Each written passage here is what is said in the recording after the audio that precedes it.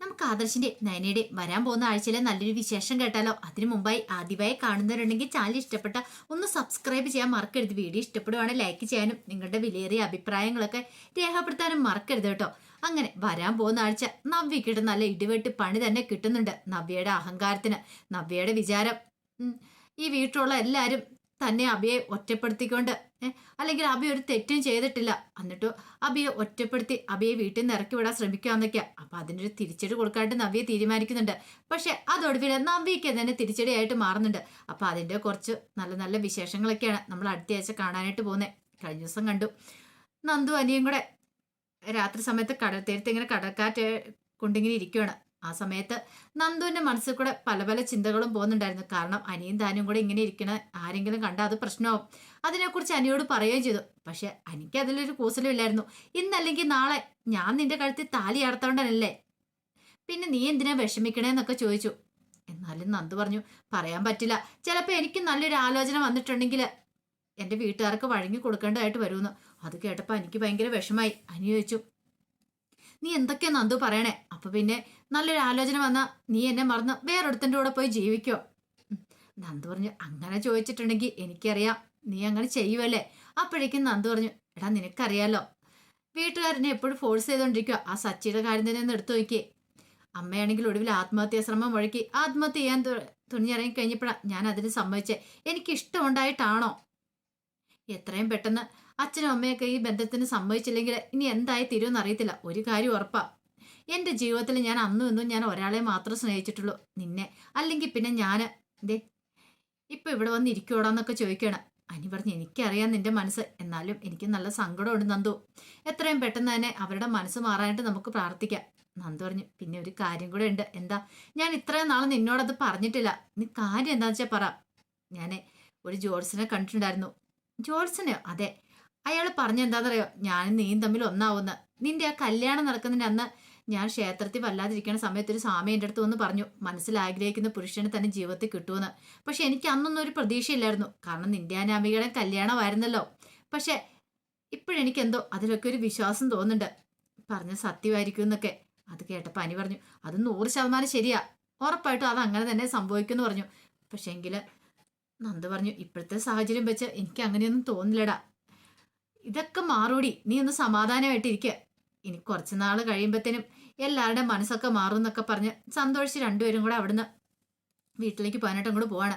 ആ സമയം ആദർശം നയനും കൂടെ റെസ്റ്റോറൻറ്റിൽ കയറി ഫുഡൊക്കെ കഴിച്ചതിന് ശേഷം പുറത്തേക്ക് ഇറങ്ങി വരണം. അപ്പോഴാണ് നന്ദു അനിയും കൂടെ ബൈക്കിലേക്ക് കയറാൻ തുടങ്ങുന്നത്. പെട്ടെന്ന് ആദർശനോട് നയന് പറഞ്ഞു ആദർശേട്ടൻ തെങ്ങ് നോക്ക്, അതാരാ നോക്ക്, നന്ദു അനിയല്ലേന്ന് ചോദിക്കുക. അതേലോ. പെട്ടെന്ന് എന്ത് ചെയ്തു, കാർ ഇത്തിരി സ്പീഡിൽ കൊണ്ടുവന്ന് അവരുടെ ബൈക്ക് ഓവർടേക്ക് ചെയ്ത് അവിടെ നിർത്തുവാണ്. ആ സമയം നന്ദു അനി ഒന്ന് ശരിക്കും ഞെട്ടിപ്പോയി. ആദർശം നയനയും കൂടെ അങ്ങ് ഇറങ്ങി എന്നിട്ട് ചോദിച്ചു എന്താടാ ഈ സമയത്ത് എന്താ ഇവളെയും കൊണ്ട് എന്ന് ചോദിക്കണം. അത് പിന്നെ ഞാൻ അല്ല നന്ദു നിനക്ക് ഡ്യൂട്ടി ഇല്ലായിരുന്നെന്ന് ചോദിക്കുക. ഡ്യൂട്ടി ഇന്ന് ഇല്ലായിരുന്നു. ഓഹോ, അപ്പൊ നീ നൈറ്റ് ഡ്യൂട്ടി ഉണ്ടെന്നാണല്ലോ അമ്മ വിളിച്ചപ്പോൾ എന്നോട് പറഞ്ഞ. നീ ഇന്ന് അങ്ങനെ പറഞ്ഞിട്ടാണല്ലോ വീട്ടിൽ നിന്ന് ഇറങ്ങിയേക്കുന്നത്. അത് പിന്നെ ചേച്ചി ചെന്ന് കഴിഞ്ഞപ്പോൾ നൈറ്റ് ഡ്യൂട്ടി ഇല്ലാന്നുള്ള കാര്യം പറഞ്ഞേ. അപ്പൊ പിന്നെ ഇവനെ കണ്ടു കഴിഞ്ഞപ്പോൾ ആദർശ് പറഞ്ഞു ഇപ്പം എല്ലാം മനസ്സിലായി. എടാ നിന്നോട് എത്ര വട്ടം പറഞ്ഞിട്ടുണ്ടാ ഇങ്ങനെ ഇവളുമായിട്ട് ഇങ്ങനെ കറങ്ങി അടിച്ച് നടക്കല്ലെന്ന്. പറഞ്ഞാൽ നിന്റെ തലയിലേക്ക് കയറത്തില്ലേ? അത് പിന്നെ ആദർശേട്ടാ ഞാൻ കൂടുതലൊന്നും പറയണ്ട, ഞങ്ങൾ കണ്ടുകൊണ്ട് പ്രശ്നമില്ല. ഇനിയിപ്പോൾ വേറെ ആരെങ്കിലും വീട്ടിൽ കണ്ടിരുന്നെങ്കിലോ, ദേ നന്ദുവിൻ്റെ അച്ഛനും അമ്മയെങ്കിലും ആയിരുന്നെങ്കിൽ തീർന്നേനും. നയന പറഞ്ഞു മോളെ നിനക്കറിയാലോ ഞങ്ങൾക്ക് എനിക്കും ആദർശേട്ടനും ഒക്കെ സമ്മതം നിന്റെ വിവാഹം നടത്താനായിട്ട് അനിയുമായിട്ട്. പക്ഷേ അനിയുടെ അമ്മയാണെങ്കിലും ഇപ്പൊ പോരാത്തൊരു നവ്യേച്ചിയും കൂടെ ഉണ്ട് ശത്രുവായിട്ട് നിൽക്കുന്നത്. ഏത് വിധേന ഈ വിവാഹം മുടക്കാനായിട്ട് അവർ ശ്രമിക്കുള്ളൂ. ആ സമയത്ത് നിങ്ങൾ ഇങ്ങനെ കൂടുതൽ അടുത്തിട്ടുണ്ടെങ്കിൽ ഒടുവിൽ നിങ്ങൾക്ക് പിരിയാൻ പറ്റാതായിട്ട് വരും, രണ്ടുപേരുടെയും ജീവിതം തകർന്നു പോകും. അനി പറഞ്ഞു അതൊന്നും ഓർത്ത് നിങ്ങൾ രണ്ടുപേരും എന്തായാലും വിഷമിക്കേണ്ട. എൻ്റെ ജീവിതത്തിൽ ഒരു പെണ്ണുണ്ടെങ്കിൽ അതിന് നന്ദു മാത്രമായിരിക്കും, അല്ലാതെ വേറൊരു പെണ്ണിനെ എൻ്റെ ജീവിതത്തിലേക്ക് കൂട്ടിക്കൊണ്ടുവരാൻ ഞാൻ ആഗ്രഹിക്കുന്നില്ല എന്ന് ഉറപ്പിച്ചു പറഞ്ഞു. അത് കേട്ടപ്പം നയനയ്ക്കും ആദർശനും എന്ത് ചെയ്യണമെന്ന് അറിയത്തില്ല.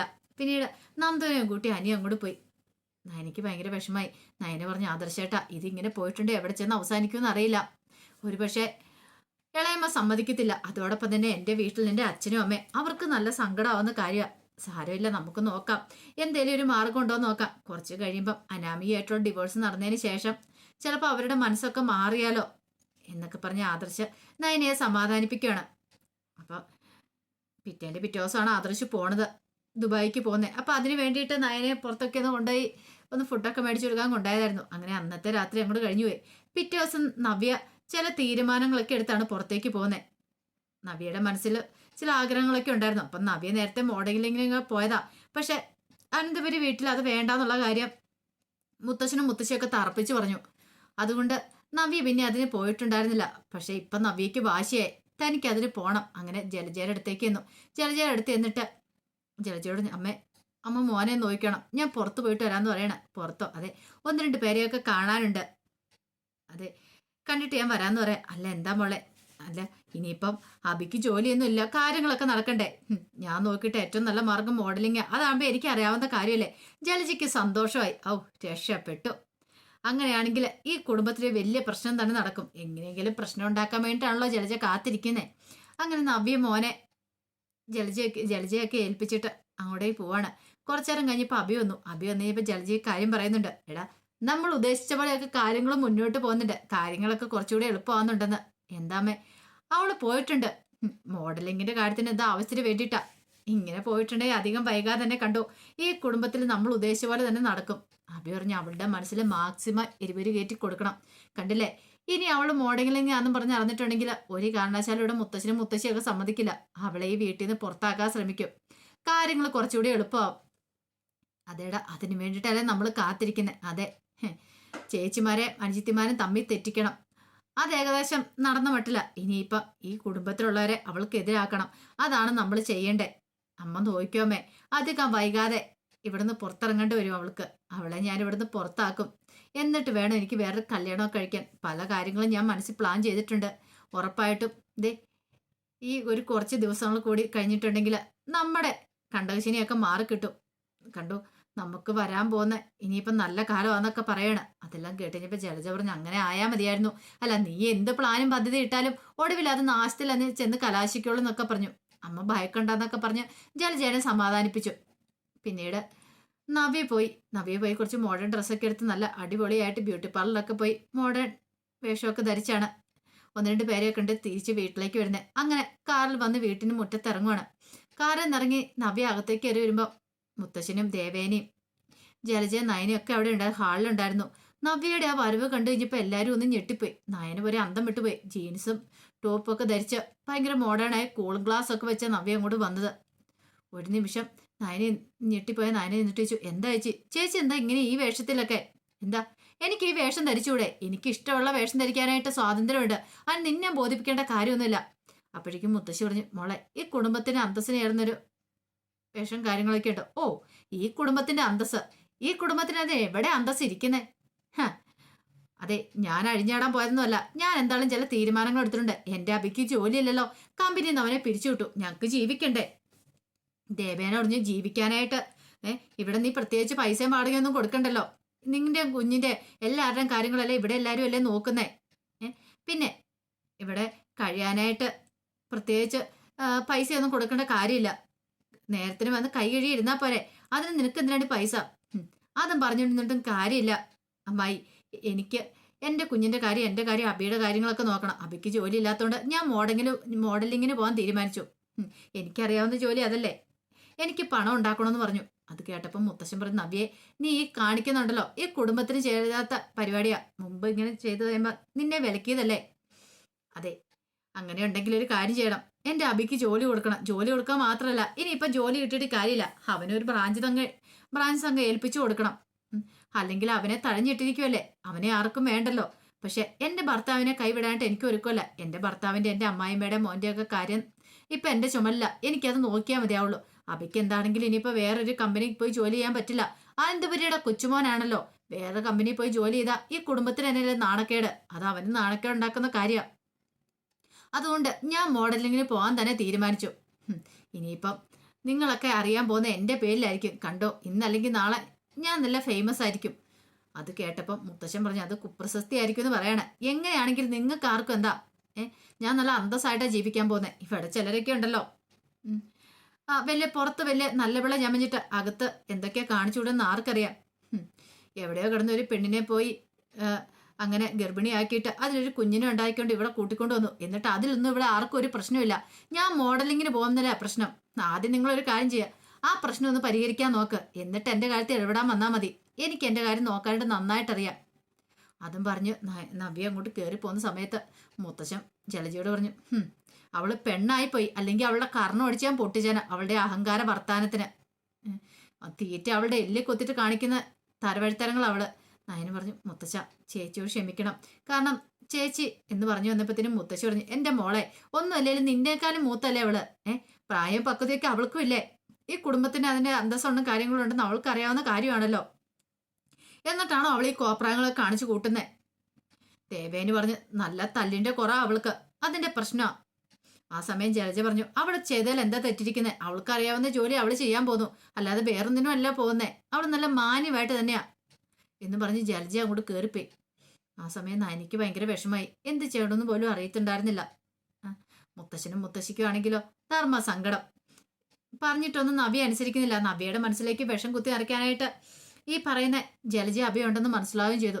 പിന്നീട് നയന മുറിയിലേക്ക് എന്ന് കഴിഞ്ഞപ്പോൾ ആദർശുണ്ട്. ആദർശോട്, അല്ല നീ എന്റെ ബായൊക്കെ എടുത്ത് അടുക്കി വെച്ചില്ലായിരുന്നു ചോദിക്കണം. എടുത്തു വെച്ചായിരുന്നു ആദർശേട്ടാ. പിന്നീട് കാര്യമുണ്ട്. എന്താ? നവ്യേച്ചിയുടെ കാര്യം എന്ന് പറയണ. പിന്നീട് നയന താഴെ നടന്ന കാര്യങ്ങളൊക്കെ പറയണ. എല്ലാം കേട്ട് കഴിഞ്ഞപ്പോഴത്തേനും ആദർശ് പറഞ്ഞു, അവൾ എന്തോ വൈരാഗ്യം പോലെ ഇപ്പൊ പ്രവർത്തിച്ചുകൊണ്ടിരിക്കുന്നത്. ഈ കുടുംബത്തിലുള്ള എല്ലാരെയും അവൾ ആട്ടി അകറ്റാൻ ശ്രമിച്ചുകൊണ്ടിരിക്കുന്നത്.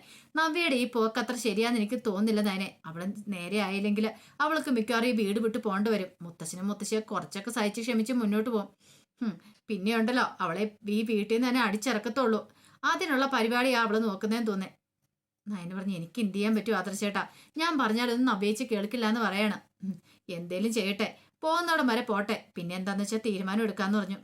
പിന്നീട് നയന പോയി ബാക്കിയെല്ലാം റെഡിയാക്കി വെച്ചു. അങ്ങനെ അന്നത്തെ ദിവസം അബിക്ക് ഭയങ്കര സന്തോഷമായിരുന്നു. കാരണം ഈ വീട്ടിലെല്ലാരെ നവ്യ എതിർത്ത് കഴിഞ്ഞു. ഇനിയിപ്പം പേടിക്കേണ്ട കാര്യമൊന്നുമില്ല. അവൾ എന്താണെങ്കിലും ഇറങ്ങി തിരിഞ്ഞിട്ടുണ്ടെങ്കിൽ എന്തെങ്കിലുമൊക്കെ കാര്യം നടക്കും. ഈ വീട്ടിലൊരു കലഹം ഉണ്ടാക്കിയിട്ട് തങ്ങളുടെ ഓഹരി, തൻ്റെ അമ്മയുടെ ഓഹരി മേടിച്ചെടുത്ത് ഇവിടുന്ന് ഇറങ്ങിപ്പാ എന്നൊരു ചിന്തയായിരുന്നു അബിയുടെ മനസ്സിൽ. അപ്പൊ അബി തന്റെ മനസ്സിലുള്ള കാര്യങ്ങളൊക്കെ നബിയോട് പറയുകയും ചെയ്തു. നബിയോട്, നീ പേടിക്കേണ്ട അബി, എനിക്ക് ആരെയും ഈ കുടുംബത്തിൽ ആരെയും പേടിയില്ല, എന്ത് ചെയ്യണമെന്ന് എനിക്ക് നന്നായിട്ട് അറിയാന്നൊക്കെ പറഞ്ഞു. പിന്നീട് നബിയോട് അബി പറഞ്ഞു, നീ ഇങ്ങനെ ഒരു തീരുമാനം എടുത്തപ്പോൾ എനിക്ക് ആദ്യമൊക്കെ വിഷമം ഉണ്ടായിരുന്നു, പക്ഷെ ഇപ്പൊ എനിക്ക് സന്തോഷമുണ്ട്. നിന്റെ കരിയർ നീയാണ് നോക്കണ്ടേ. എന്നും ഈ കുഞ്ഞിനെ നോക്കി വീട്ടിലിരുന്നിട്ട് കാര്യമില്ലല്ലോ. അതെ അബി, ഇങ്ങനെ ഒരു ഭർത്താവിനെ കിട്ടിയത് തന്നെ എൻ്റെ ഏറ്റവും വലിയ ഭാഗ്യം. ഭാര്യയെ സപ്പോർട്ട് ചെയ്ത് കൂടെ നിൽക്കുന്നേ. പക്ഷെ അബിയുടെ മനസ്സിലെ ചിന്ത വേറെയാന്നുള്ള കാര്യം നവ്യക്ക് അറിയില്ലോ. നവ്യയുടെ വിചാരം അബി തന്നെ ഇപ്പൊ അങ്ങോട്ട് ആട്ടുതൊട്ടിലിട്ട് ആട്ടൂന്നൊക്കെയാ. പക്ഷെ ഒക്കെ അത് വെറും തെറ്റിദ്ധാരണ മാത്രമായിരുന്നു. അങ്ങനെ പിറ്റേ ദിവസമായി കഴിഞ്ഞപ്പം ആദർശ് പോവാനായിട്ട് റെഡിയാവുകയാണ്. അങ്ങനെ ബാക്കിയെല്ലാം എടുത്തു വെച്ചു. ഈ സമയം നയന ആദർശനോട് ചോദിച്ചു, ആദർശനും പാസ്പോർട്ട് ഒക്കെ എടുത്തോന്ന് ചോദിക്കാം. ഞാൻ എല്ലാം എടുത്തിട്ടുണ്ട്. അങ്ങനെ നയനയോടും ഒക്കെ യാത്ര പറഞ്ഞ് ഇറങ്ങാൻ തുടങ്ങുമ്പോൾ ദേവേനിക്കും ഭയങ്കര വിഷമം. അതുപോലെ തന്നെയായിരുന്നു നയനയ്ക്കും. മുത്തച്ഛനും മുത്തശ്ശിയോടും ഒക്കെ യാത്ര പറഞ്ഞ് ആദർശം അങ്ങോട്ട് ഇറങ്ങുമ്പോഴത്തേനും നയനയുടെ കണ്ണൊക്കെ നിറഞ്ഞു വന്നു. ആ സമയം ദേവേനി പറഞ്ഞു, എടാ മോനെ, ചെന്നോടനെ നീ വിളിക്കണം കേട്ടോ. പിന്നെ അറിയാലോ കാര്യങ്ങളൊക്കെ അമ്മ പറഞ്ഞതിൽ ഓർമ്മയുണ്ടല്ലോ. പിന്നെ കുറെ ഉപദേശങ്ങളും ആദർശന് ശ്വാസം മുട്ടലും കാര്യങ്ങളൊക്കെ ഉള്ളതല്ലേ. അതുകൊണ്ട് ദേവേനിക്ക് അതിൻ്റെ ടെൻഷൻ കാര്യങ്ങളുണ്ട്. അങ്ങനെ ആദർശം അങ്ങോട്ട് പോകുമ്പോഴത്തേനും ബാൽക്കണി എന്നിട്ട് അബീത് കണ്ടു. ചെല്ലടാ നീ ചെല്ല്, നിനക്കിട്ടുള്ള പണി ദുബായി കാത്തിരിക്കുന്നുണ്ട്. നിനക്കിട്ടുള്ള പണി ഉറപ്പായിട്ടും കിട്ടും. പിന്നീട് അബി ദുബായിലേക്ക് വിളിക്കണം. അപ്പൊ ആ ആദർശിന്റെ മൂർത്തി ജ്വല്ലറിക്ക് എതിരായിട്ടൊരു ജ്വല്ലറി ഉണ്ട്. അപ്പൊ അയാളാണ് അബിയോടൊപ്പം ചേർന്നിരിക്കുന്നത്. അങ്ങനെ കോൾ എടുത്തിട്ട് പറഞ്ഞു, നീ പേടിക്കണ്ട അബി, അവൻ ഇങ്ങോട്ടേക്ക് പോന്നിട്ടുണ്ടല്ലോ. ഇനിയൊരു സന്തോഷകരമായ വാർത്തയായിരിക്കും നിന്നെ തേടിയെത്താനായിട്ട് പോകുന്നത്. നീ ധൈര്യമായിട്ടിരിക്കുക. നീ ആഗ്രഹിക്കുന്ന പോലെ തന്നെ ഒരു വാർത്ത നിന്നെ തേടിയെത്തുമെന്ന് പറഞ്ഞു. അങ്ങനെ അബി സന്തോഷത്തോടെ കോള് കട്ട് ചെയ്തു. ഈ സമയത്ത് നബി അങ്ങോട്ട് വന്നു. നബി വന്നിട്ട് പറഞ്ഞു, എനിക്കൊന്ന് പുറത്ത് പോകണം അബി എന്ന് പറയണ. എന്തിനാ? ഞാൻ പറഞ്ഞല്ലോ ഇന്ന് 1-2 പരസ്യത്തിന്റെ ഷൂട്ടിന് വേണ്ടി ചെല്ലാൻ പറഞ്ഞിട്ടുണ്ട് എന്ന് പറഞ്ഞു. അത് കേട്ടപ്പോൾ അബി പറഞ്ഞു, അതിനെന്താ നീ പോയിക്കൊള്ളാൻ പറയണ. അങ്ങനെ ഭയങ്കര സന്തോഷത്തോടെ നബി അങ്ങോട്ട് പോണ സമയത്ത് നയന തടഞ്ഞു. നയന തടഞ്ഞിട്ട് നബിയോട് കാര്യങ്ങളൊക്കെ പറഞ്ഞ് മനസ്സിലാക്കാൻ ശ്രമിക്കുന്നുണ്ട്. ചേച്ചി ചെയ്യുന്നത് ശരിയല്ല, ചേച്ചി പോവല്ലെന്നൊക്കെ പറഞ്ഞിട്ട്. പക്ഷെ അതൊന്നും കേൾക്കാനായിട്ട് നവ്യെ കൂട്ടാക്കില്ല. നവ്യെ നയനയും കുറച്ച് ചീത്തയൊക്കെ പറഞ്ഞിട്ടാ പോകുന്നത്. ഒടുവില് നയന പോയി കഴിഞ്ഞപ്പോഴത്തേനും മുത്തശ്ശിൻ്റെ അടുത്തേക്ക് മുത്തശ്ശി എന്നിട്ട് കാര്യങ്ങൾ പറഞ്ഞപ്പോൾ മുത്തശ്ശി പറഞ്ഞു, ഇതിങ്ങനെ വെറുതെ വിട്ടിട്ട് കാര്യമില്ല. ഇങ്ങനെയാണെങ്കിൽ എനിക്കും ചില തീരുമാനങ്ങളൊക്കെ എടുക്കേണ്ടതായിട്ട് വരുമെന്ന് പറയണം. അതേ കാലം ഇതിങ്ങനെ മുന്നോട്ട് പോകത്തില്ല വസുന്ധരെ. കാരണം ഈ വീട്ടിലേക്ക് വന്ന മരുമക്കൾ അതിൻ്റെതായ രീതിക്ക് എത്ര കാലം കഴിഞ്ഞുകൊണ്ടിരുന്നത്. പക്ഷേങ്കിൽ ഒരുത്തിക്ക് മാത്രം പ്രത്യേകിച്ച് അങ്ങനെ ഒരു പരിഗണനയൊന്നും കൊടുക്കാൻ പറ്റില്ല. എല്ലാവരും ഒരേപാട് തന്നെ നമ്മൾ കാണണം. ഇതിങ്ങനെ പോയിട്ടുണ്ടെങ്കിൽ പല സത്യങ്ങളും എനിക്ക് തുറന്നു പറയേണ്ടതായിട്ട് വരും. അങ്ങനെയാണെങ്കിൽ നവ്യ അറിയണം കാര്യങ്ങളൊക്കെ. മുത്തശ്ശി പറഞ്ഞു അത് പിന്നെ ഇനിയിപ്പോൾ ആരൊക്കെ തടഞ്ഞാലും ഞാൻ ആ സത്യങ്ങളൊക്കെ വിളിച്ചു പറയാൻ പോവാ. എന്തിനാർക്ക് വേണ്ടിയിട്ടാ? അബിയെ പ്രൊട്ടക്ട് ചെയ്താ ഇപ്പോഴും നവ്യ ഇരിക്കുന്നത്. ഇനി അധികം നാൾ ഇതിങ്ങനെ മുന്നോട്ട് പോയില്ലെന്ന് പറഞ്ഞു. ആ സമയത്ത് അബി ആദർശനെ കുരുക്കാനുള്ള തന്ത്രങ്ങളൊക്കെ മെനയാ. പക്ഷെ അതൊക്കെ വെറുതെ. ആദർശനൊന്നും സംഭവിക്കില്ല. നയനക്ക് നല്ല പേടിയുണ്ടായിരുന്നു ആദർശ് പോയതല്ല. അത് മാത്രമല്ല അന്ന് രാത്രി നയന കിടന്ന സമയത്ത് ഒരു സ്വപ്നമൊക്കെ കണ്ടു ആദർശന് അപകടം സംഭവിക്കുന്നത്. നയനക്ക് ഭയങ്കര പേടിയായി. നയന ഇത് ദേവേനോട് പറയുകയും ചെയ്തു. ദേവേന പറഞ്ഞു മോള് പേടിക്കൊന്നും വേണ്ട, ആദർശ് ഇവിടെ ഇല്ലാത്തതുകൊണ്ട് നിനക്ക് തോന്നുന്നതൊക്കെ. പക്ഷെ നയനയുടെ ഉള്ളിൽ ഭയമായിരുന്നു. ഇവിടെ ഒരു നയൻ ദേവേനോട് പറഞ്ഞു എനിക്ക് ക്ഷേത്രത്തിൽ പോയി പ്രാർത്ഥിക്കണം അമ്മയെന്നൊക്കെ പറയണം. അങ്ങനെ രണ്ടുപേരും കൂടി ക്ഷേത്രത്തിൽ പോയി പ്രാർത്ഥിച്ച് ആദർശിന് വേണ്ടിയിട്ട് പ്രത്യേക പൂജകളും കാര്യങ്ങളൊക്കെ നടത്തുന്നുണ്ട്, ഒരു അപകടം കൂടാതെ തിരിച്ചു വരാനായിട്ട്. എന്താണെങ്കിലും നയനയുടെ പ്രാർത്ഥന എന്തോ ഈ പറഞ്ഞ് അബിയുടെ കൂടെയുള്ള ഗുണ്ടകൾ മാക്സിമം പരിശ്രമിച്ചു ആദർശനെ ഇല്ലാതാക്കാനായിട്ട്, ആദർശിന്റെ പണി കൊടുക്കാനായിട്ട്. പക്ഷെ അതൊന്നും നടന്നില്ല. ഒടുവിൽ അവർക്ക് തന്നെ 8ന്റെ പണി തന്നെ തിരിച്ചു കിട്ടുന്നുണ്ട്. അങ്ങനെ ആദർശ് തിരിച്ചു മടങ്ങി വരുവാണ് അബിക്കിട്ടുള്ള 8ന്റെ പണിയായിട്ട്. ഈ സമയത്ത് മുത്തശ്ശനൊരു കാര്യം തീരുമാനിച്ചു, അബിയുടെ കാര്യങ്ങളെക്കുറിച്ചൊക്കെ നവ്യയോട് പറയാനായിട്ട്. അങ്ങനെ എന്തായാലും പറയുക തന്നെ ചെയ്യും അധികം വൈകാതെ. നവ്യ കാര്യങ്ങളൊക്കെ അറിയും. നവ്യ കാര്യങ്ങൾ അറിഞ്ഞാൽ പിന്നെ അബിയുടെ അന്ത്യമാണ്. അബിക്ക് പിന്നെ അവിടെ ജീവിക്കാൻ പറ്റില്ല. അപ്പൊ അതിന്റെ വിശേഷങ്ങളൊക്കെ നമ്മൾ കാണാൻ പോകുന്നത്. ആ വിശേഷങ്ങളൊക്കെ നമുക്ക് എല്ലാവർക്കും കാത്തിരിക്കാം കേട്ടോ. ഒരിക്കൽ കൂടി എല്ലാവർക്കും ശുഭരാത്രി നേർന്നുകൊണ്ട് നിർത്തുന്നു. നന്ദി.